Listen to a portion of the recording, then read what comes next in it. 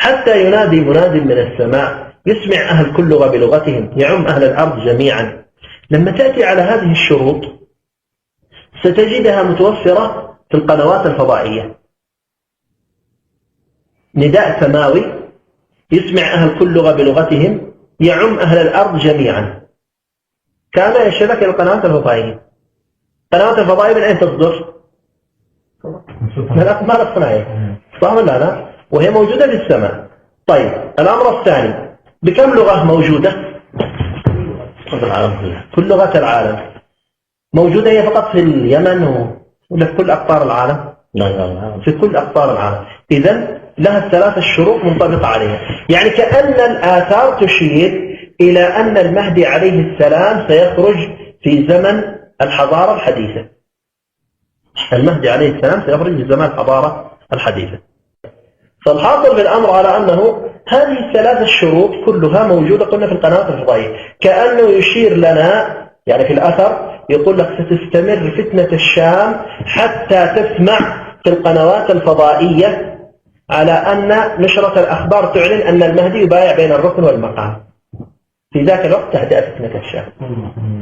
ليش تهدأ؟ لأن أصلا أهل الأرض كلهم يأتون يجتمعون عليه.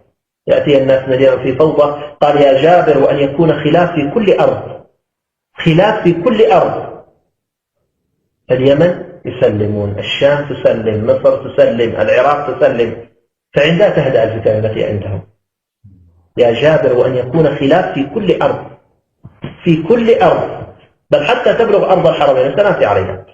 فالحاصل بالأمر على أنه يشير كأن المهدي عليه السلام في هذه الحضارة الحديثة. وهذا حقيقة رد على بعض علماؤنا ومشايخنا الذين لم يتفقهوا فقه كامل في هذا الباب، يعني ضعيفين من ناحية التعامل مع أحاديث الفتن. في إهمال، إما إهمال متعمد أو مسيس أو أنه يعني الغفلة والخوف من هذا الباب. وإلا فالصحيح فيها على أن هذا الباب له فقه.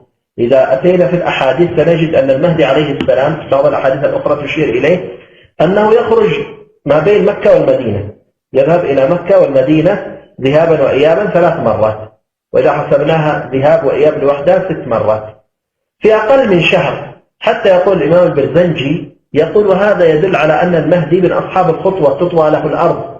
طبعا البرزنجي في زمنه قبل الحضارة هذه الحديثة، لكن لو أتى الحضارة الحديثة أمر عادي جدا أنه يذهب ويأتي. الأمر الثاني أيضا في الملحمة العظمى الرسول صلى الله عليه وسلم يتكلم عن الملحمة فيقوم إليه عمران بن الحصين فيقول يا رسول الله من إمام الناس يوم ذاك؟ من هو الخليفة على المسلمين؟ قال مهدي رجل صالح من أمتي. طيب ماذا يقول الرسول في الملحمة العظمى؟ يقول وإن السفود في ذلك الزمان ليخترق الرجل العظيم. وإن السفود في ذلك الزمان ليخترق الرجل العظيم. قال السفود هو شوك صغير أو هو حديثة صغيرة مدببة، يعني الرصاصة والشظية. يقول ولا يضر الرجل يوم ذاك أن يكون معه السمصامة الذي يجدع الأنف، أن يكون معه القناة أينما وضعه أبانه. يقول في ذلك الزمن أنت لا تحتاج إلى سيف حاد، أنت تحتاج إلى قصبة مفرغة أينما توجهها تصيب بها. واضحة. يقول وإن الطير لا يقذف عليكم وعليهم. فما هو هذا الطير اللي يقذف علينا وعليهم؟ طيران. يقول وإن الطير لا يرشقكم من أجنحته بنيزك من نار. النيزك قال قطعة الحديد التي تكون فوق رأس الحربة، الحديدة التي تكون فوق رأس الحربة ومدببة وتكون ملتهبة نار تنطلق من جناح الطائر. وإن الطير لا يرشقكم من أجنحته بنيزك من نار.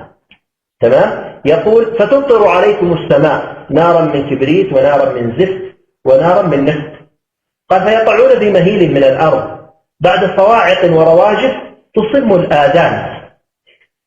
فيقعون في مهيل يعني الأرض تتحول إلى أرض رمادية، إلى رماد الأرض تتحول. فيقعون في مهيل من الأرض بعد صواعق ورواجف تصم الآذان.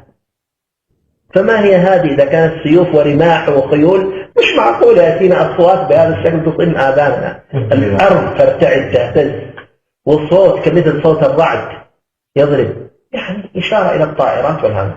طيب وكذلك الآثار في هذا الباب كثيرة، إلا أن قلنا الإهمال الفقهي في هذا الباب فقه التحولات ضعف جانبه عند العلماء، ولا موجودة في كتب الفتن وكتب السنن. طيب